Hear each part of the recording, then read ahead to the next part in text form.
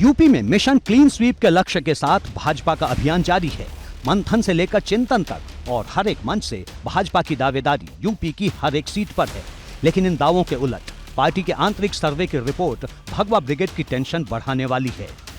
दरअसल आंतरिक सर्वे में यूपी की 15 सीटों का जिक्र रेड जोन के रूप में किया गया है, यानी कि इन सीटों पर भाजपा की स्थिति उसकी तैयारी की तुलना में कहीं ज्यादा कमजोर है। भाजपा की चुनौती ये है कि इसमें उन सीटों का भी जिक्र है जिन पर 2019 में भाजपा ने जीत दर्ज की थी। पहले देखिए वो कौन से लोकसभा क्षेत्र हैं जहां भाजपा के सांसद हैं, लेकिन आंतरिक सर्वे में उनका जिक्र रेड जोन के कॉलम में है।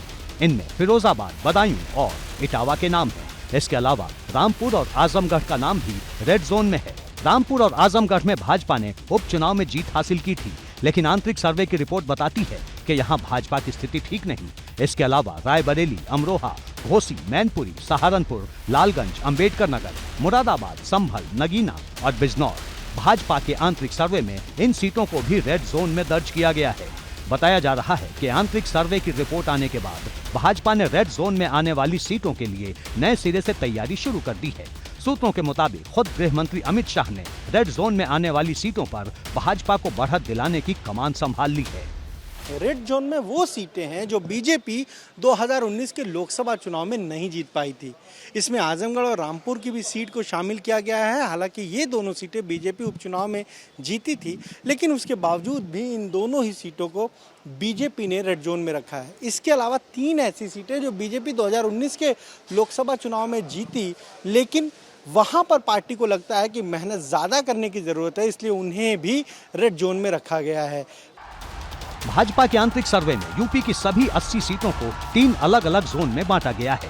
रेड जोन में सबसे कमजोर सीटों को रखा गया है, जबकि येलो जोन में उन सीटों को रखा गया है जहां 2019 में तो भाजपा ने जीत दर्ज की थी, लेकिन इस बार राह कठिन नजर आ रही है। येलो जोन में फतेहपुर सीकरी, अकबरपुर, अमेठी, अलीगढ़, कैराना, फूलपुर, कौशाम्बी, श्रावस्ती, फर्रुखाबाद, कन्नौज, बागपत, भदोही, हाथरस, प्रतापगढ़ और सुल्तानपुर जैसी लोकसभा सीटों के नाम शामिल हैं। अब भाजपा के सामने समस्या ये है कि ऐसी सीटों की संख्या 30 से ज्यादा है जो रेड और येलो जोन में है, यानी जहां भाजपा की स्थिति या तो कमजोर है या फिर विरोधी पार्टी भाजपा के मुकाबले में है। हालांकि भाजपा को यकीन है कि यूपी की हर सीट पर 2024 में कमल ही खिलेगा। लगातार भारतीय जनता पार्टी को समर्थन बढ़ रहा है और 2024 में उत्तर प्रदेश में तो हमें विश्वास है कि जनता का आशीर्वाद ऐसा मिलेगा कि हम 80 की 80 लोकसभा जीतें, लेकिन देश की लोकसभा सीटों में रिकॉर्ड बनाएंगे, रिकॉर्ड तोड़ेंगे और माननीय नरेंद्र मोदी जी फिर से हिंदुस्तान के प्रधानमंत्री के रूप में देश की सेवा का संकल्प लेंगे, शपथ लेंगे।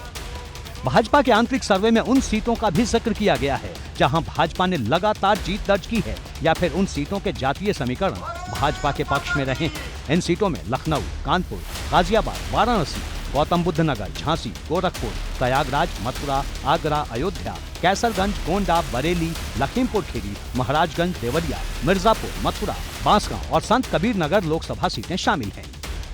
भारतीय जनता पार्टी की यही रणनीति है। इसी कारण केंद्र में और प्रदेश में हमारी सरकारें पूर्ण बहुमत से हैं और फिर से पूर्ण बहुमत में लाने के लिए ये सर्वे होता रहता है और हमारे सांसदों को भी लगातार निर्देश दिए जाते हैं क्षेत्र में रहें, क्षेत्र में काम करें। जातीय समीकरण हमारे खिलाफ रहता है, लेकिन फिर भी हम चुनाव जीतते हैं वहाँ पे और चुनाव जीतेंगे। मुझे ऐसी उम्मीद है कि हम 80 सीट में से हम लगभग सभी सीटें जीतने के कगार पे रहेंगे।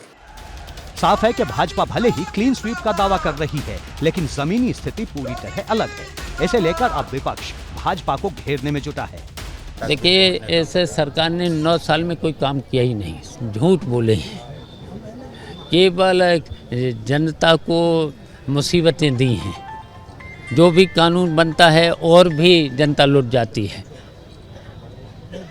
और भी लुट जाती है। भ्रष्टाचार बढ़ा है, बेईमानी बढ़ी है, न्याय कहीं मिल नहीं रहा है। देख लिया किसानों को, देख लिया किसानों को कहा था आए हम दोगुनी कर देंगे।